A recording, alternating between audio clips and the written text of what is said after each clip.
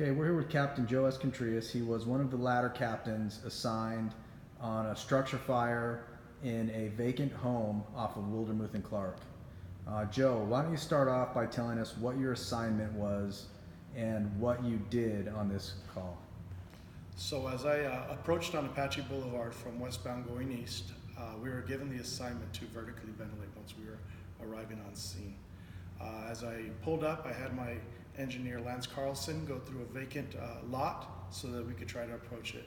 As we tried going through the lot, we encountered a locked gate. At the same time, as I looked out where the house was burning, I noticed that there was an electrical line on the ground arcing, so I figured it wasn't a good idea to go through there, so we repositioned the apparatus. I had us back out, we went back onto Apache, made our way around to Smith and onto Wildermuth, and that was we were approaching from the westbound side. Prior to repositioning, we were given the order to ventilate the structure. So when we arrived on scene, I got off, I gave the order to ventilate, everybody grabbed the tools. As we were making our way towards the house, East Deputy Command assigned Ladder 201 to give a roof profile for them. So as we were making our way to the house, Ladder 201 approached me, and as they came up to me, they stated that they had a piercing nozzle for a roof attack. Because at that time, the interior crews were reporting that they had fire in the attic and they were having a difficult time reaching the fire in the corner. So at that time, I agreed that a roof attack would probably be a good idea. So as we approached the house and we laddered it, Justin Means, I believe, is the firefighter who laddered it for me. We made the plan on the ground that two members from Ladder 201, as well as myself and firefighter Ryan Martinez, would go to the roof. The plan was that we'd do a roof attack on it as we'd hit it towards the areas where we believe the attic was, where the interior crews were having trouble with the attic fire. And then after that, we'd vent the structure for the interior crews so they could have some relief. So we made our way up the ladder. Ladder 201 initiated the roof attack. We made approximately 3 holes on the south side of the structure, working our way north on the pitch of the roof as we were conducting one of the roof attacks on it. Once we completed that, we cut the hole on the north side where the interior crews were operating, ventilated it, and then we were off the roof. Once we got to the bottom, I reported that we were off the roof, that hole was cut, and had a par of 4.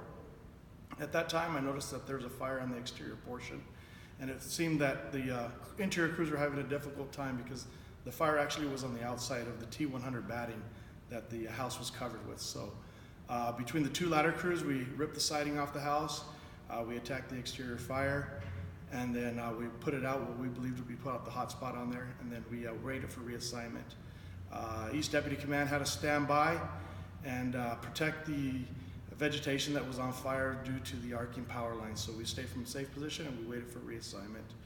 We never got reassigned while we were there because the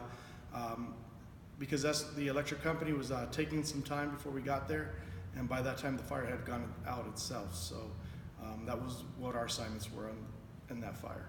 Okay, good. So looking back on this, let's go ahead and start with some of the things that you feel went well and some of the things that if you were to be dispatched on the same fire again that you would do different.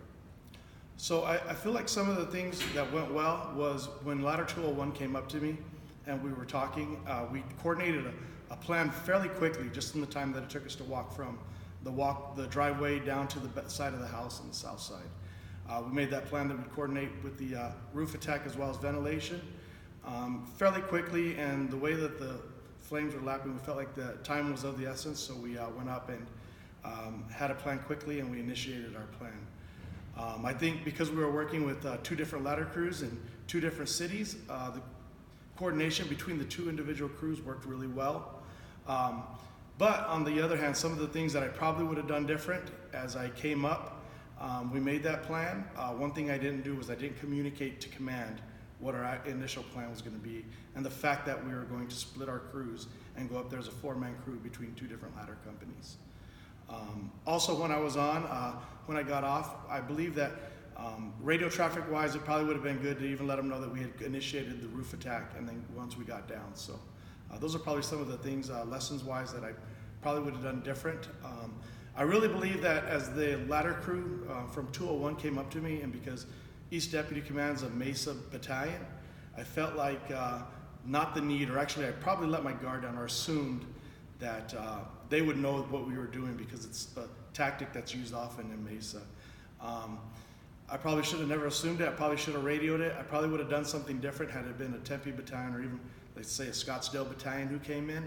I might have radioed that just because it was something that isn't a natural thing that we do, but because it was a Mesa battalion, I just assumed, and that's probably not the right thing to do.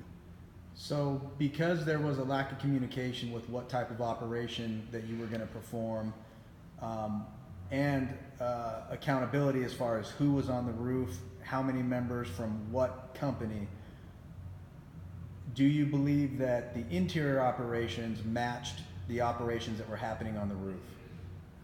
Per the radio traffic that I heard going on the interior crews, I did believe that our exterior operations were matching the interior operations, because once again they were stating that they had fire in the attic and they had a difficult time getting to it at a corner, and because they had already stated that they needed vertical ventilation. So I think between the roof attack and the fact that we were able to vertically ventilate for them, I did feel like our exterior operations were matching the interior operations. Do you believe that interior knew that they were to sustain, or I'm sorry, to refrain from pulling ceilings so that you can get steam conversion from a roof attack? I don't believe that they were aware of what we were doing up on the roof other than us ventilating for them. Yeah, we probably should have coordinated the roof attack so that they did not pull any ceiling. And as far as accountability? As far as accountability goes, I feel like on the roof, I had great accountability. I was watching the crews as we were all operating. As far as relaying it to command that we had split our crews again, that's one of those things where I probably should have relayed that prior to making the roof. Again, stating that we were going to do a roof attack, and then also stating that we were splitting our crews. All right. Thank you, Joe.